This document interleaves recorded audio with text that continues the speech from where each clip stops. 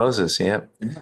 Also like that. Welcome. Chumash and Rashi, the Torah portion, Tzav, which is the second Torah portion in the book of Vayikra of Leviticus, the third book. We begin the Parsha. It's chapter 6, verse number 1. Vayidaber Hashem LaMoshe Lemor, and Hashem spoke to Moshe saying, today's learning is in honor of the Neshama of the Earth site. How many years is it? Moshe, 28. 28? 28 years. Alex's father, what was it? Moshe Yaakov ben Pesach. His neshama should have an aliyah, and through this Torah learning, even greater. Okay, Tzav. That's the name of the parsha. Tzav means command. It's Arain. Command Arain. Aaron should be commanded, Bezbanov, and his sons need to be commanded. Let people in, please. Yeah. And Lamor saying, this is the Torah, meaning the law. This is the law of the Oila. Oila is the ascent offering. Here, Oila, it is the Oila al Mukta that is set upon al hamizbeach, on the altar, kol alayla ad habayker, the entire night until the morning. Ve'esh hamizbeach tukad boy, and the fire of the altar will be burning on it. Okay, lots of stuff over here, right? First of all, the word tzav is not a usual term, right? So Rashi picks up on it. What does it mean? Tzav is Aaron, and also who's being commanded here? Aaron is being commanded. God has spoke to who? He spoke to Moshe. Now he's saying that you should command Aaron, right? Command. So Tzav, ain't Tzav ela lashon zirus. The word Tzav, command, means only an expression of urging. Miyad l'derus, immediately, and for future generations. Right? Because usually what's the term? Emor, say, or daber, right? Speak. That's usually why command. In other words, there's an immediacy to this law that is not like other laws, right? Davar is more harsh, right, Davar? Compared to emor, but now we're not comparing it to that. We're comparing tzav, command is even more, is more, not harsh. Daber is harsh, exactly. More than emor is more soft, right? But that's in speech. But this is not speech over here. This is command, so it's a different term. Right, so relative to the speech command, the speech that's given over, that he should give over, this is more urgent. Okay. Rabbi Shimon said, why does the Torah have to especially urge over here? But why? Because there's a loss of money over here. Why is there a loss of money here?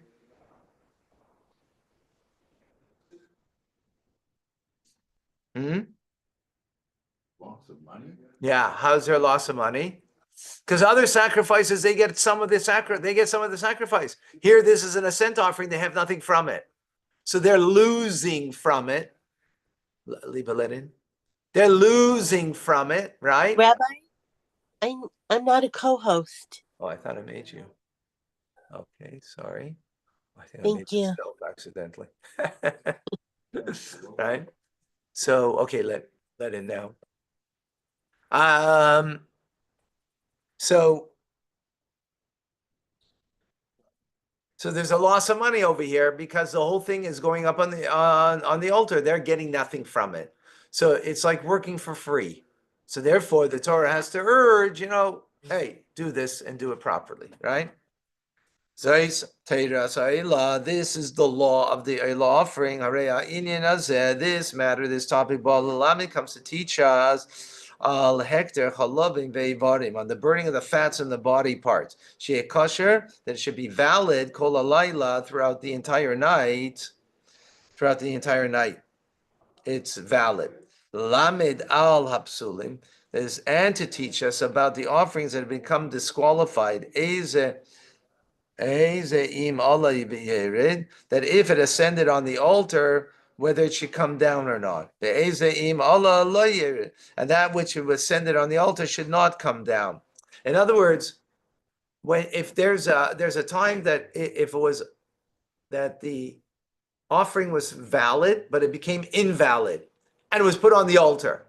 So now that it was put on there's books over here. Humashim over. Take the Chitas books. You can follow.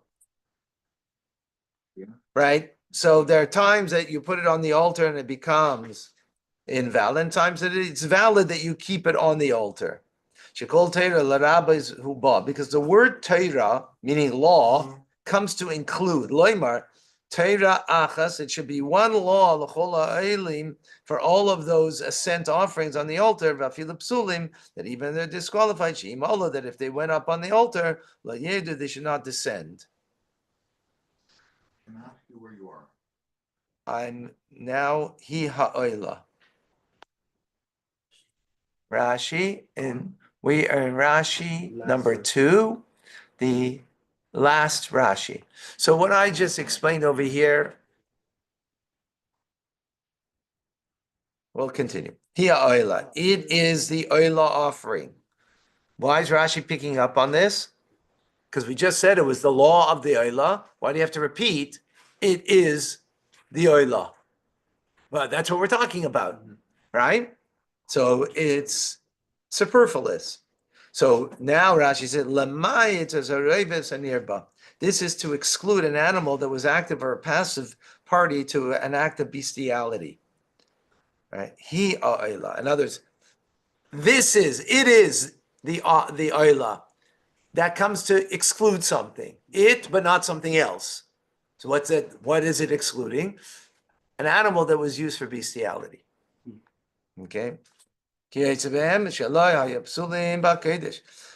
disqualification did not come about in the sanctuary. For they became disqualified before they came to the courtyard of the Beis Hamikdash. Rabbi, Yeah. pretty sure the answer, but the fire came from below to above. And we're not there. So The we're, scent offering, huh? the scent offering, the fire. It came from both. Thank you.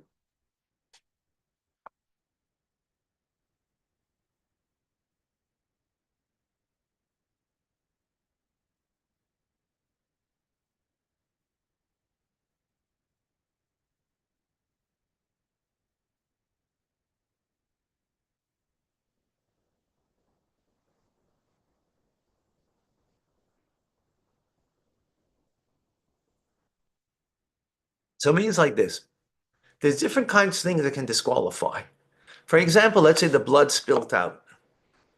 And then and some of the blood spilt out from the vessel before it was put on the altar, right? Which needs to be done.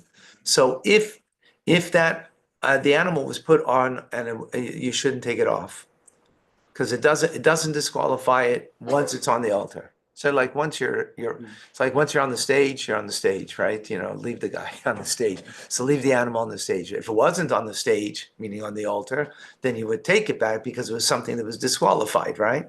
So the blood wouldn't went red, Russell. we were talking about the blood, some of it spilt out, it wasn't all used on the altar, right? And you put already, it would disqualify if it wasn't on the altar already, right?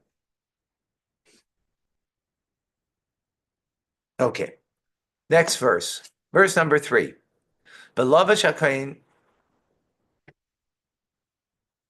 and the Kohen will don, midai bad, his linen tunic, omichnes bad, and his trousers, his linen, bad means linen, his linen trousers, yilbash, he should wear them, al b'sarai, on his flesh, right? Vehere misadeshin, and he should then remove the ashes, asher teichal ha'esh, that the fire consumed, it's oila, when it consumed the oila, right? So there's ashes going to be left al mizbeach, on the altar. There's some way it's al mizbeach, and he should place it next to the altar. So this is one of the avodas, one of the things that the services that the kohen does. So let's see Rashi in 3. Midai bad, fitted linen tunic. He aktenis is the katenis. Omatamid lemon bidai. Why does the word use the word midai? Right? Shu midase means it should be like the kohen's measurement. In other words, it should fit the kohen. Tailor-made. Tailor-made, right? Should fit the kohen. It should be tailor-made, right? Because that's not a term we've used before. We already know about the clothing of the kohen. We learned that in Parshas Tzav, but we learned that a couple months ago in the book of Exodus in Shmois, right? But it didn't say that word midai there. So now it's adding it here to teach us that the clothing that he wears has to be measured to him, made to measure.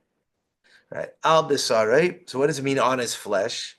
This is now we're talking about his the trousers. Has been a time there should not be anything that is a barrier between the garment and the Kohen's flesh. So if he had some kind of other, something that was that wouldn't allow the trousers to touch his flesh, that would make the clothing disqualified. No underwear. Right. The Harim is a deshin. I mean, this is the undergarment, right? It's like it serves like in a way. The Harim is a deshin. He should remove the ashes. He would shovel male machta, a shovelful, mina from the interior, consumed ashes. Right. Okay. In other words, he would only take from the ashes if there was some of the flesh of the animal that was not completely consumed. He wouldn't take that. And he would put them the mizrach shalakeves on the east ramp, which led to the top of the altar. Where's the east ramp? Facing the, Out. Right. facing Here's the ramp. This is the ramp. Here's the east. That's the west. Here's the east. So on this side over here, facing the Holy of Holies. closer to the exit. Opposite of the Holy of Holies. From The opposite of the Holy of Holies. Yeah, from the viewpoint of the people there who are watching it. Closer to them. Yeah. Right. Exactement. Okay, next. The ashes which the fire will consume the oil offering, when they become ashes, from those ashes, yarim truma, you should raise an offering, and put it next to the altar. Who said that? Yeah, exactly. What's missing? What's addition? So, because it says,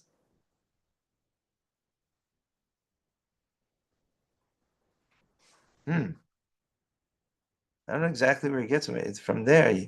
It says he should raise the ashes. Oh, because before that it says, hey, Remus Adeshin, right? Lift it up. I mean, those ashes, in other words, as opposed to taking, you might think, because maybe not everything was consumed by the fire, right? So you might think, well, you take some of the leftover pieces of meat, right? No, those ashes only, those are the ones you pick up and put it next to the altar, as opposed to taking any flesh off the altar. Okay, that's what it means. Okay, ala mizbeach, on the altar, matzah evarim, if you found body parts that were not yet consumed,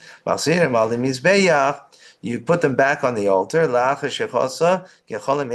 after you rake the embers from side to side. Not the mina pnimis, and you take from the interior ashes and emar, as we just said, the oila on the altar.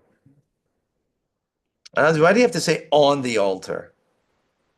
That's what Rashi's problem over here is. What's the alternative? Tuka ala mizbeach and the michnes. Hem sadesha shetech ala eish esa ela.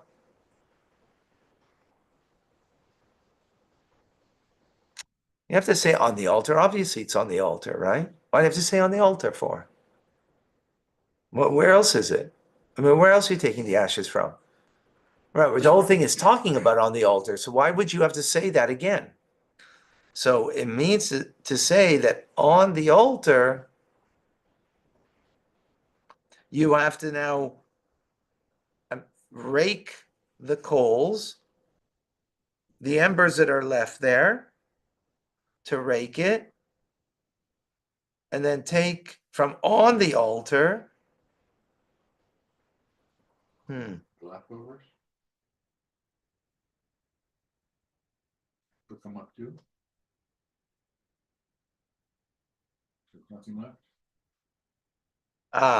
In other words, on the altar, when you still have something on the altar. Mhm. In other words, it's not completely consumed. So then you take it. In other words, don't wait till all of the ashes, that there's only ashes left on the altar.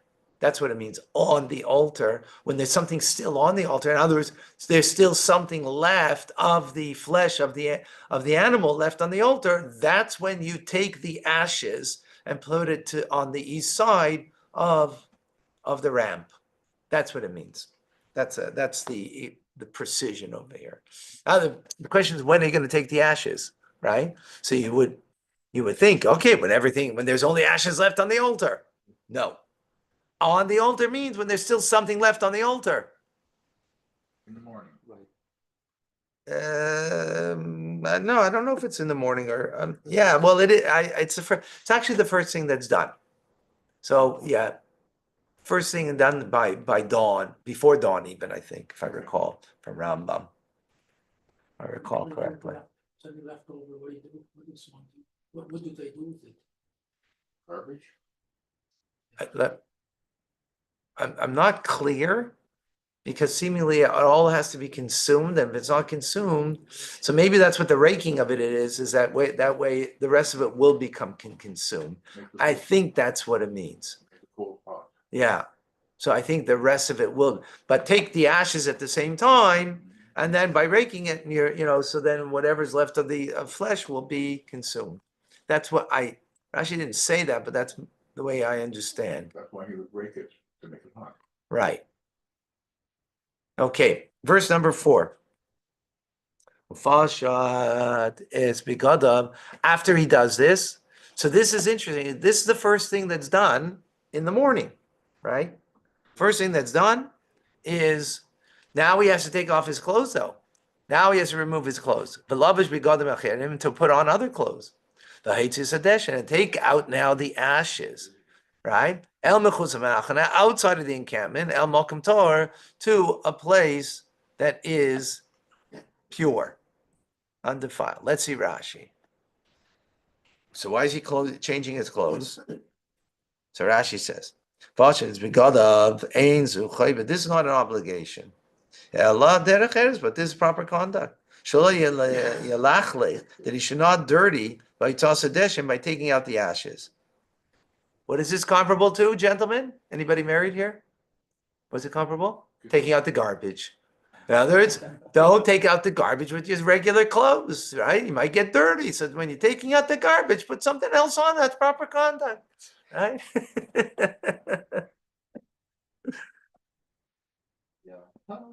Okay. But taking out the ashes. The garments you serve constantly with. So he gives a metaphor of here. Garments in which you are dressed to cook a pot for your master. You should not pour the cup for your master with the same clothing, right? You see that, right? We have people who do work here for us, right, and serving, that what they wear in the kitchen in preparation, they change their clothes afterwards because they put on proper clothing when you're going to serve people. This is where the idea comes from. That's what the Kohanim did. Right, lekach. That's why it says that you should wear other clothing. Other. Why is it called other? I mean, but actually, it doesn't say other. It just says pashat. Clean clothing. Huh? Clean. No, the opposite. No, it does say acherim. V'lavash acherim, other Other meaning less than. Because you're taking out the garbage now, right? You're taking out the ashes, so you should wear clothing that are inferior clothing. Okay? I'm sorry, I don't mean to go. B'haitis adeshen, and remove the ashes at Tzav or tapuach that have been collected in the tapuach. What's a tapuach? It literally means an apple, right? Meaning it's a pile of ashes that are in the center of the altar. Because remember, you rake them, right? So that way the ashes are formed in a middle mound, and that's where you're supposed to take it from, if you remember. So it becomes shaped like an apple. Right? Kishu harbe, when there's a lot of it, and there's no room for the arrangement to put on the altar. He removes it from there. This is not a duty you have to do every day. But raising the ashes, taking them out. In others, to move the wood pile, right? Because there's wood there. That's what you make the fire. That you don't have to move all the time because that might be okay. But the ashes is a duty that you have to do every single day. Okay, that's a duty you have to do. So he changes the clothes to take from there and then to remove it to take it outside. Or actually, yeah. The Aish ala mizbeach tuka by number 5 now. The Aish and the fire ala mizbeach that's on the altar tukad boy must loisich be.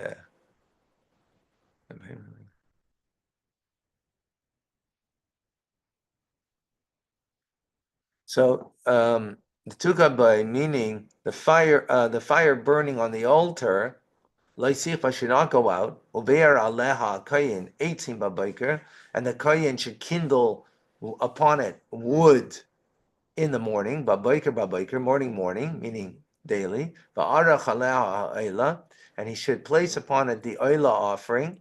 Right. This is now after he cleaned the altar. Now the kohen has to bring the morning offering, right? This is shacharis, right? It's a shacharis, right? Is there an evening? Yeah, but we're not doing the evening one. We're doing the morning one. I thought because he did it from the night before. No, he cleaned in the morning. Remember, he did this before dawn, or he did it like dawn time cleaning, and now he's bringing after that the morning offering, right? But and he will set upon it, place upon it the oila, the burnt offering, the hikter aleha, and should be burnt upon it, chelve hashlamim, the fats of the peace offering. Okay, what does that mean? The fats of the peace offering. Well, we'll see. Because we're talking here about an oila, peace offering is not completely burnt, right? Only the oila. Peace offering is given to the kohen, eats some of the meat, and also the owner of the offering also gets some of that meat. So why is that introduced over here? We'll see. Okay, let's see Rashi now on 5. And the fire on the altar shall be kept burning on it. Right. Ribakan yikidois harbe. The Torah speaks here about several burnings. Ve'esh ala mizbeach tukad boy. Namely, so he says, in verse number 2, this is verse number 5, but in verse number 2, it said al maikta, on the flame, right?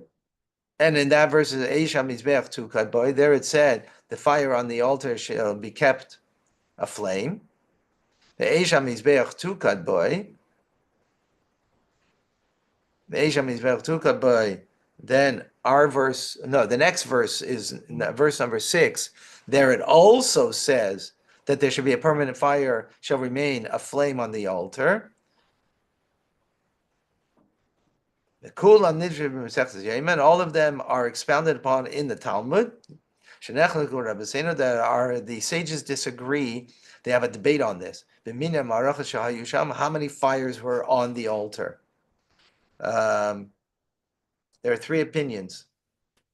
How many fires that burned on the altar each day? 2, 3, or 4. Because each one interprets these verses in a different way. Wow. Mhm. Okay. So interesting why Rashi says that. Because remember, Rashi is not teaching us Talmud. What's he teaching us? The simple meaning of the text. So the fact that there is a debate is suggesting, and Rashi is not saying, and Rashi didn't give us one opinion that maybe he feels is what the simple meaning means. Sounds to me at least, that he thinks that all three opinions are the simple meaning, and therefore that's why he says it, right? Otherwise, why would he tell us this?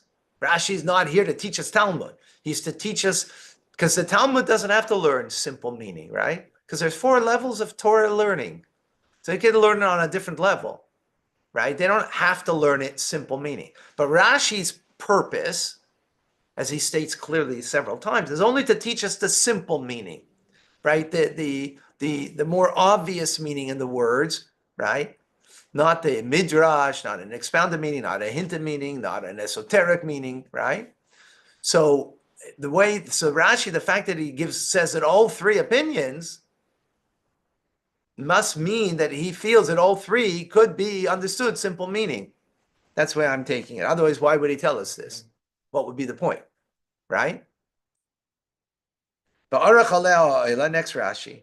And he arranged the oila offering on it. Oilas tamid he saktim. The continual oila offering in the morning is the first thing that you offer on the day. From where do we know that? Right. This is the communal offering, right, of the ascent that it's completely burnt. So Rashi asks, how do we know that this is the first thing that is offered on the altar? Talmud Loimer, because it says ha'oila, the oila offering with a letter hey, which means the oila rishon. It means it's the first one.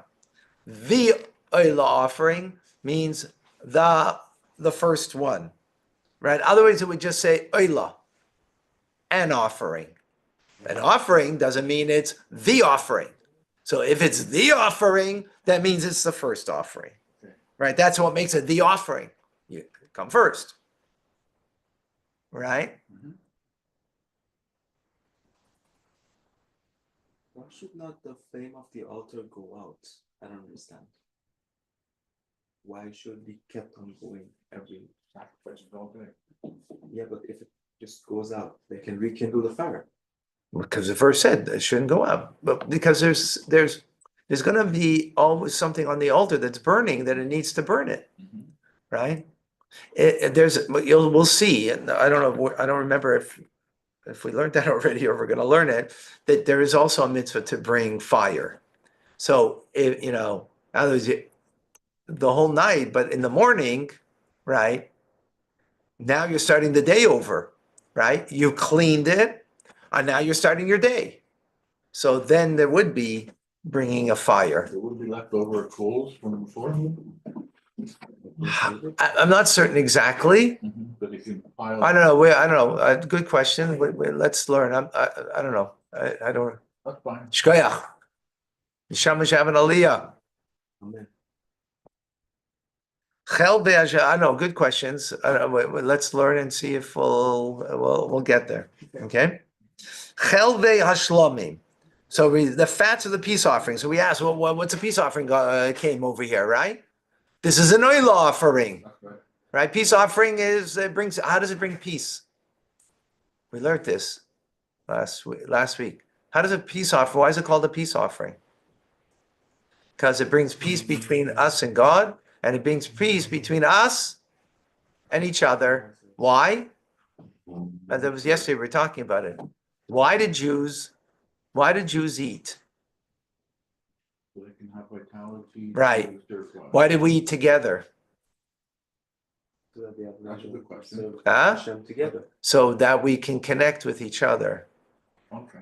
Food brings connection, right? Right? Food brings connection, right? Yeah. So when you're sitting around a table and you have food, then you can fabring, right? It brings connection. Yep. So that's why it's a korban shlamim also, not only between us and God peace, but between each other. Why? Because if I brought the offering, I get to eat from it. The Kohen gets to eat from it, and God gets to eat from it. Right? That's peace.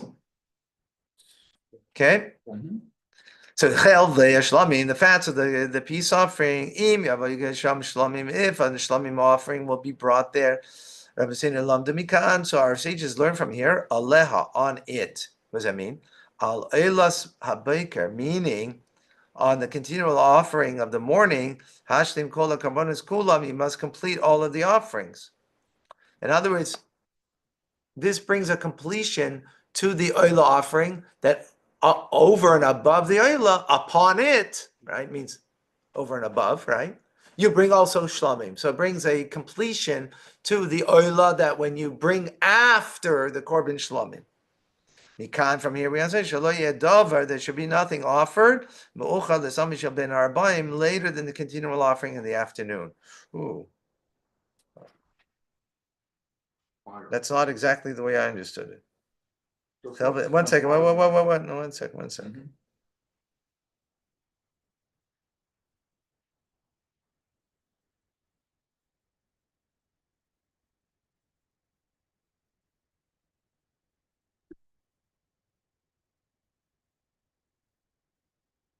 Mhm.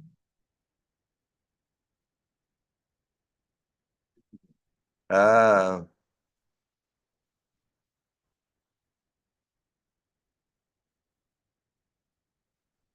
Shh. Just.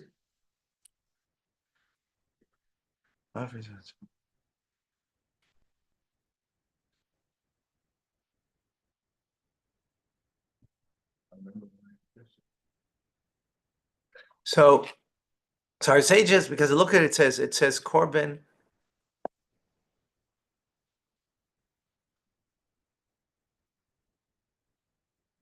It says chelve hashlamim. It should have said chelve shlamim.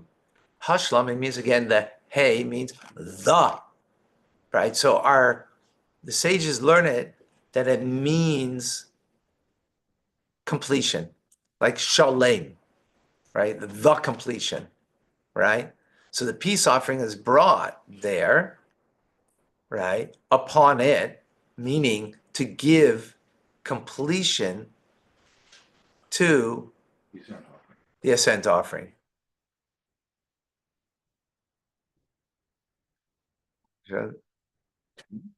I don't understand though what it means. We therefore derive that nothing may be brought after the daily afternoon ascent offering. I don't get that. Okay. 6. He's leaving our class to go to another class. You should be with great success. Tonight, don't forget, 5:45. Okay, we got a truck over here. Okay, oh, here we go. The fire that is kindled on the lamp. Oh, this is no. Okay, this is different. This is the candelabra, right? Yeah, where do we get the fire from the candelabra? The kindled lights of the candelabra must be lit regularly, and they must burn upon the altar. Fire in the altar must not go out. Wow. Let's see this now. Number 6. I wouldn't have learned it this way. Let's see. Eish Tamid, a continual fire. Eish and Emar by Tamid, a fire that says continually, it says about Hishem Adlik by Aneris, is about the light of the menorah. Shenemar, because there it says Lados Ner Tamid, that you should have continual lighting. Right? That was Parshas Tzav, we had that at the beginning. Afi, and it too shall be set alight from the fire which is on the mizbeach. So why the two coming together? How are you lighting the menorah? From where? From the altar. From the altar, you're taking the fire there. That's why, that's the connection in the verse over here, right? That it should be from, yeah. So when they say constant fire from the house, from the menorah, that means the constant fire is actually the altar that they light the menorah with. Yeah, so then, the coals. Right. In other words, those coals can never go out. But even Yeah. in the morning they have them. But they rake. Yeah. They should not extinguish it. One who extinguishes fire in the mizbeach, you transgress 2 negative commandments. because here in the previous verse, in number 5, it says also said lo sichbe, don't put it out, and here it says lo sichbe. So twice it says do not put it out, right? Mhm. In other words, the fact that it goes out on its own is one thing, but you don't put it out. You don't put it out. So it doesn't have to remain burning. You have to start at a one point. If. No, the point that we're saying over here is clearly you don't put it out. You might think, okay, you finished the previous day. No, don't put it out. But if it went out on its own, is not what we're talking about, Okay. right? Yep. Zion 7.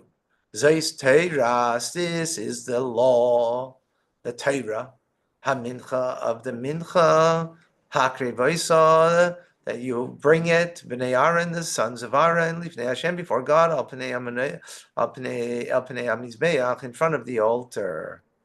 Okay, now we're going into the Mincha, which is a grain offering, right? Okay. Mincha means grain offering. Okay, that's cool. There's one law for all of them. When the Torah is saying this is the law, meaning it's one law for all of them. Meaning, what is the one law for all of them? That they all require oil and frankincense. Amorim binyan, as it says in the passage, we had that already last week in Parshas Vayikra, because that's where we dealt at length, if you remember, with the mincha offering, right? With 2 fingers. Right. Well, we dealt with 5 different types here. There's just the mixing of the flour and the oil. There's they're putting in a pan with oil in it that is a large pan that is kind of submerged in oil, and another one's a flat pan. They're all different types of mincha offering, right? Okay. Shiyochel, one might think, ainly to unishem and levayna, that I know of no meal offerings which require oil and frankincense. Ela minchas Yisrael, only the meal offering of the Israelite, one who's not a kayin. Shehi nikmetzes, that is 3 fingerfuls are taken from it to burn on the altar.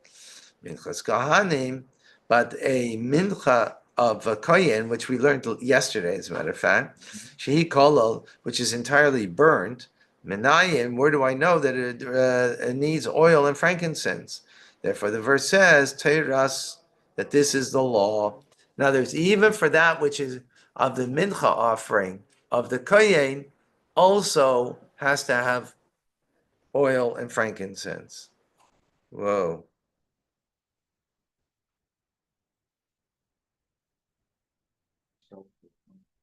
I'm very confused, I must say, from yesterday. Because yesterday when we spoke about it, it was speaking about that the kohen was bringing a sin offering. So a sin offering, you don't put oil and frankincense because you did a sin. So you're not beautifying the mitzvah, right? Okay. Not beautifying the mitzvah, right? So then, but that's by a korban chatas, we said yesterday. Now we're making reference to that the kohen, that you might think, and the reason why the korban mincha of the kohen is completely burnt up, even though korban chatas usually a kohen gets to eat from, is because that way kohen who's bringing it he sinned, he's going to eat from it. It's like the sinner is getting a reward, so therefore it's completely consumed. But that was. So I'm not clear. For the sin offering. But that was a sin offering. It wasn't for a Cent or piece. So why do they need all 4 carbonas? In last week's parsha, we learned about all 4 carbonas. different Why types. do we mention them? We know that we have to bring up the carbon, and we don't have a base of mikdash. So why are you mentioning it? So right now we're gonna. I don't want to go off because we have a lot of people that want to just learn this week, what we're learning right now. So that's an excellent question. If we have time, we can go back, but right now we're going to continue with Chumash and Rashi, okay? Thank you. Hakri Vaisa, okay. I need to understand that better. Hakri Vaisa, you shall bring it. He Hagasha, that, what does it mean to bring it? It means to bring it close to the altar. The Karen Dremis Marabis, that's the southwestern corner. Where's the southwest? This is south and this is west. So this is southwest corner. This is where you bring it. But there's the ramp, right? And then you bring it over there. How does Rashi know that it's the southwest from here? I don't know. Oh, because it says before God. Yeah, So the west side facing- is closer to the Holy of Holies, right? Before God means the Holy of Holies. So before, right, it's close. On the east side, it's further away. Although that, yeah. And Lifnei Hashem before God Arab is on the west side, which faces the tent of meeting. Okay. El Pnei Hamizbeach, in front of the altar, He Adorim, which is the south side. Shupan of Shelo Hamizbeach, which is the front of the altar. Shakev is Nosim Lo because the ramp is on that side. In other words, this is north side is over here. It's not facing the altar. Facing the altar is where the ramp is facing to the altar. So that's how we know that, right? That's how we get the idea that it's west, is because it's because it says before God, Mhm, right? So this is closer to the Holy of Holies, closer, mhm. and that it is facing the altar. Well, this is facing the altar. This is the backside of the altar. That's where we get southwest. Ah, now I understand. There's an airline called Southwest. What? There's an airline called Southwest. Look, this is. I wonder if they at all know that this is where it comes from. Before God, before the altar. Oh my gosh! I'll Google it. I don't think they know that. No, I don't think so. The Southwest is because it's California airline, so it's west, and it's Southern California. Wow. It's hard to believe that Southwest would be before God, Southern California. Yeah, all right. Anyway, number 8, amazing stuff here. So now the Kohen, what does he have to do? He has to lift. Hevi means to lift up, right? Mimena from it. Kumtsai, a part, right? Meaning with a fist, right? Misailis from the fine flour. Hamincha, that is the grain offering. Of mishamna, from its oil and from its frankincense. The kol lavaina, and all of the frankincense actually. Mishamna means from it. This is your scent offering. This is the mincha offering. That's an ascent, yes. Yes. Please go ahead. It's the mincha offering that comes with the animal offering, right? It comes together. Right, kol lavaina, all of its frankincense, asher ala mincha, that is upon this grain offering, and it should be burned on the altar. It is a pleasing fragrance. Askarasa, it is a memorial portion, Lashem, to God. Let's see Rashi, right? Veherim mimenu, you should separate from it. Mechubar, from that which is connected from the entire meal offering of all the flour collected together, that there should be a complete tenth of an ephah. The basach is at one time in one single unit. Shatz kmitza, when you're taking your 3 fingerfuls.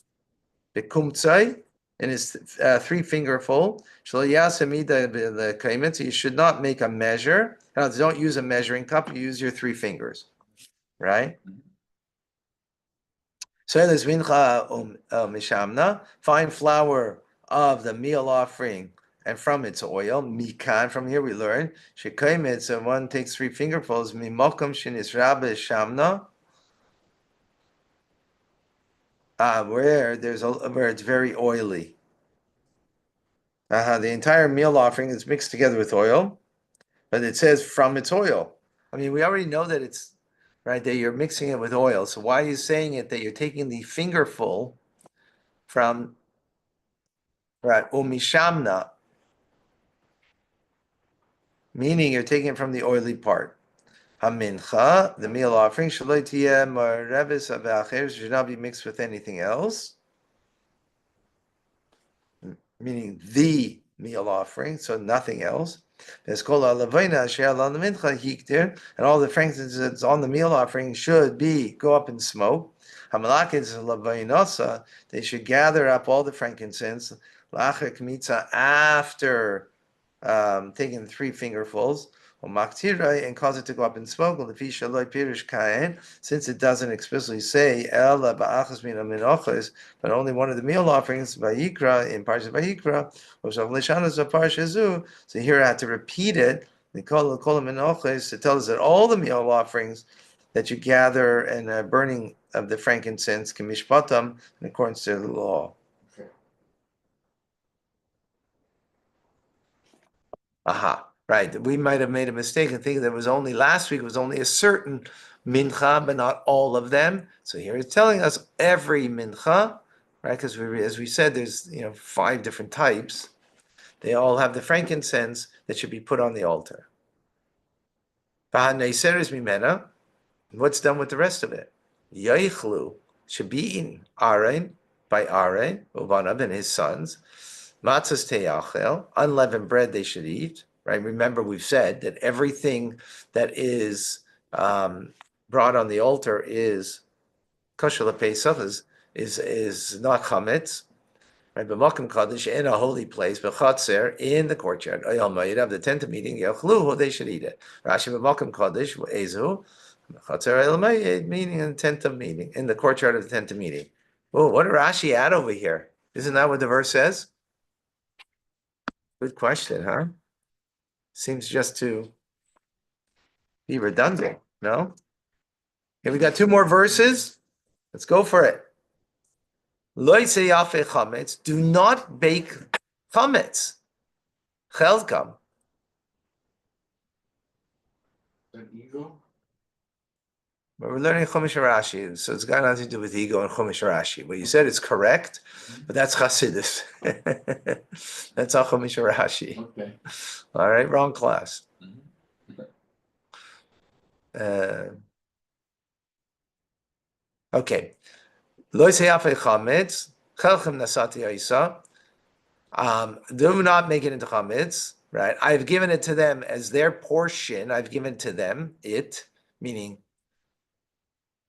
the rest of the mincha offering, Ishai, from my fire offerings. Kodesh Kodashim, it is holy of holies, it is, Gechatzos Kasham, just like a sin offering and a guilt offering. Rashi in 10. Do not make it baked into chametz, into leaven. I presented it as their share. Even that which is left over, the remainders, a certain v'chometz is forbidden to be leavened. Okay. In other words, the fact that on the altar that it shouldn't be leavened, right? That we already know. This verse is coming to say even their portion should not become leavened. It's not fermented? Should not be fermented. That's the point. They don't add liquid to it. The oil is not liquid. Oil is liquid. Okay, so this is not mixed with the oil. Right No, now. don't. I mean, for example, if they would add water to it, so it can make it fermented. So don't do that, right? Even though it's yours, don't make it chametz. You have 8 minutes. Kechatzos gasham, like a sin offering, like a guilt offering. Minchas chayte harehi kechatzos, a meal offering of a sinner is like that of a sin offering.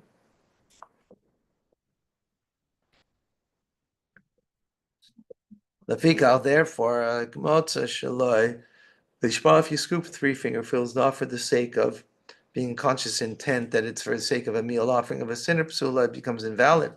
Minchas and dava harehi ka'asham. The voluntary meal offering is like the guilt offering. Lefika, therefore, matzah shaloi lishma. Also, if you scooped it, the 3 fingerfuls, not for the sake of doing it for the mitzvah of a voluntary gift, Kshera, it is valid.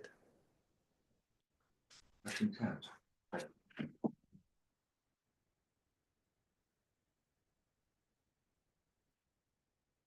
Okay, last verse. Kol Zachar, the Bnei Aaron, every male of the children, the sons of Aaron, Yochlana, can eat from it. Chakolam, this is an eternal statutory law, for all your generations, Meishe Hashem, from the fire offerings of God. Kol Asher Yiga Bahem Yikdash, anything that touches the sacrifices, these sacrifices becomes holy like it. What does that mean? Let's see Rashi. Kol Zachar in 11. Every male, Afilu Balmum, even if they're blemished, and they're disqualified from participating in the offering service, right? Lama Nemar, why does it state? If it's about eating, right, that a blemished Kohen can eat from the meal offering, we already know this. We learned this. We learn it later on. That bread of God from the Holy of Holies can be eaten by someone who has got a blemish, cannot do the service, but they can eat the holy bread, right? We already know that, Ella, or we will know it, Ella, l'rabis balimumim, that one is blemished, l'machlaikis, for apportioning. It's just a priest. Yeah.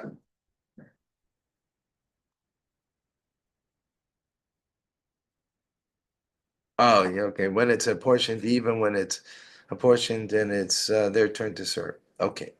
Final Rashi. Oh no, 2 more. Kol asher yiga, anything that touches it, kachim kalim, the holies of the lesser degrees of sanctity are chulin or not holy, yigo ba, that come in contact with it, yiblu mimenu, are absorbed of it. Meaning it has a holiness to it.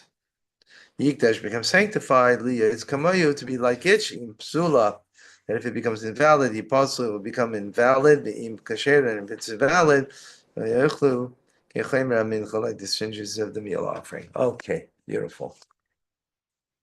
Amazing, amazing.